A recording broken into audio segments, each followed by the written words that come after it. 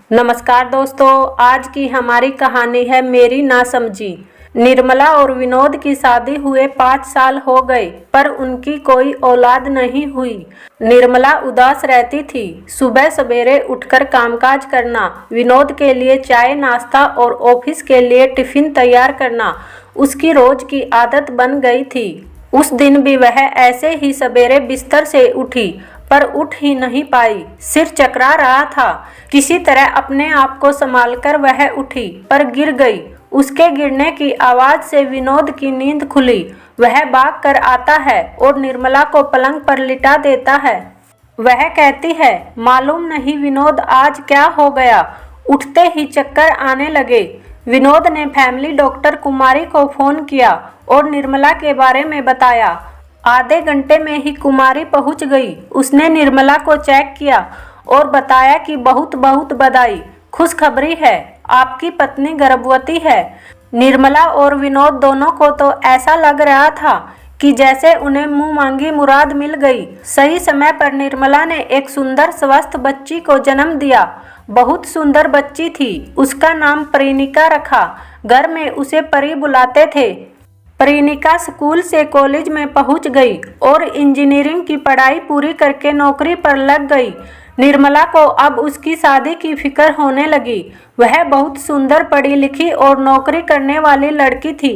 उसे अच्छा वर तो अपने आप ही मिल जाएगा, यह उसे मालूम था। विनोद के दोस्त के घर उसकी बेटी की शादी थी, जिसमें दोनों का जाना जरूरी था, क्योंकि उनके साथ परिवार के जैसा रिश्ता था। इसलिए परिणिका को पूरी हिदायतें देकर 2 दिन के लिए वे लोग बेंगलोर जाते हैं। यह कल तक की बातें थी। आज परिणिका अभय से प्यार करती है, जो उसके ही साथ ऑफिस में काम करता था। वे दोनों अपनी दोस्ती को पति पत्नी के रिश्ते में बदलना चाहते थे। परिणिका उत्तर प्रदेश से थी और अभय तमिल ब्राह्मण था। दोनों ने माता पिता को नहीं बताया, क्योंकि उन्हें डर था कि कहीं वे मना न कर दे। दोनों ने सोचा रजिस्ट्रार ऑफिस में जाकर रजिस्टर मैरिज कर ले, वहीं से मंदिर में जाकर शादी कर लेते हैं। तब घर वाले कुछ नहीं कहेंगे, क्योंकि शादी तो हो चुकी है। वह कल का ही दिन है। परिणिका को डर लग रहा था कि कैसे करूं, माँ पापा पर क्या बीतेगी, कितना विश्वास है उनको मुझ पर। माँ को बिना बताए तो एक कदम नहीं उठाती थी, और आज जिंदगी का इतना बड़ा फैसला उनको बिना बताए। तभी बाहर बालकनी से चिड़िया की चींची की आवाज आई। झट से वह बाहर जाकर देखती है। एक छोटी सी चिड़िया शायद उड़ान भरने की प्रक्रिया में गिर गई थी और कौवे उसके पीछे पड़े थे। उस छोटी सी चिड़िया की देखभाल में परिणिका ने अपना बहुत सारा समय बिताया। उसके लिए दाना पानी एक जगह रखकर फोन आते ही अंदर आती है। देखा तो सुषमा थी। क्या कर रही है परी, कल तुझे जाना है न? मैं पार्लर वाली को लेकर आऊंगी। साड़ी पहनाने से लेकर मेकअप भी कर देगी। जल्दी से सामान बांध ले। ऑल द बेस्ट कहकर फोन रख दिया। अलमारी खोलकर सामने खड़ी हो जाती है। सारे कपड़े रख लेती है। तभी उसे माँ की खरीदी हुई साड़ी दिखाई देती है। माँ की ख्वाहिश थी कि वह इसी साड़ी को पहनकर फेरे ले। हड़बड़ी में इस बात को तो भूल ही गई थी। जल्दी से उसे भी रख लिया। परिणिका चिड़िया को देखने के लिए फिर बाहर जाती है। वह आराम से खा पीकर सो रही थी। परी ने सोचा मैं भी कुछ खा लेती हूँ। रसोई में जाकर दूध गर्म कर अपने लिए चाय बनाती है और बिस्कुट के साथ चाय पीती है। तभी चिड़िया के जोर से चींची की आवाज सुनाई देती है। वह भागकर जाती है कि कहीं कौवे ने पकड़ तो नहीं लिया। देखा तो अब वह अच्छे से उड़ान भरने के काबिल हो गई थी। जैसे ही उसने परी को देखा, जैसे उसे बाय बोल रही हो, चींची की आवाज करते हुए आसमान की तरफ उड़ जाती है।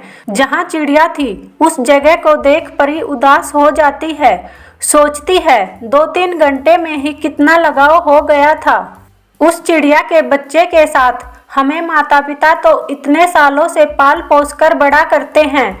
उनकी उम्मीदें सपने प्यार सब हमारे ऊपर ही रहते हैं। उन्हें बिना बताए मैं चली गई तो वे टूट जाएंगे और समाज में किसी को मुंह दिखाने लायक भी नहीं रहेंगे। मैं यह नहीं कर सकती हूँ। मन ही मन सोचते हुए अभय को फोन करती है।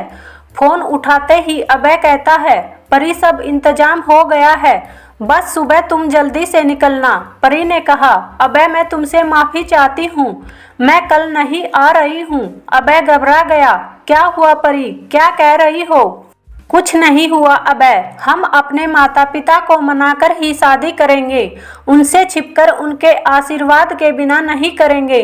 तुम भी अपने माता पिता को मना लो, मैं अपने माता पिता को मनाऊंगी। हम दोनों नौकरी करते हैं, बालिग हैं, इसलिए वे लोग जरूर मान जाएंगे। अभय ने कहा, सही कहा तुमने परी, कल से मैं तैयारियों में लगा जरूर था, पर माँ बाप की बहुत याद आ रही थी, रह रहकर आंखों से आंसू आ रहे थे। तुमने तो मेरे मन की बात ही कह दी, मैं जरूर अपने माँ पापा को मनाऊंगा। सचमुच तुमने मेरे दिल से इतना बड़ा बोझ उतार दिया है। मैं ऐसी ही जीवन साथी चाहता था, जो बिन बताए ही मेरे दिल की बात समझ ले। बहुत बहुत थैंक्स परी।